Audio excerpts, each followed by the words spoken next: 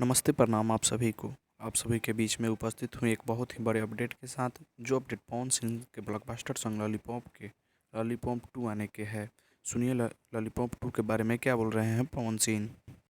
जितने कलाकार हैं, आर्टिस्ट हैं, आज हम लोगों के लिए बहुत बड़ी खुशी की दिन है। पवन सिंह का लॉलीपॉप 2 बहुत जल्द आप लोगों के बीच में रिलीज होगा, जिसका शूटिंग भी हो गया है, रिकॉर्डिंग भी हो गया है और बहुत ही हाई लेवल का शूटिंग हुआ है। तो इसलिए आप लोग बेसब्री से इंतज़ार कर रहे हैं। तो इंतज़ार का घड़ी अब ख़त्म हो चुका है आप लोगों का।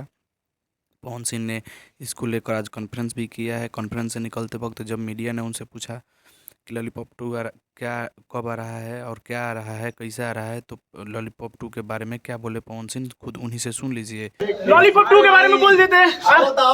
बहुत थैंक यू भैया, थैंक। तो सुना आप लोगों ने पवन सिंह ने क्या बोला अपने लॉलीपॉप 2 के बारे में। जब मीडिया ने उनसे पूछा कि लॉलीपॉप 2 कब आ रहा है, तो लॉलीपॉप 2 के बारे में क्या बोले पवन सिंह।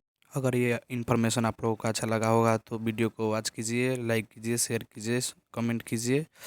बस इतना ही इस वीडियो में। मिलते हैं अगले वीडियो में। धन्यवाद।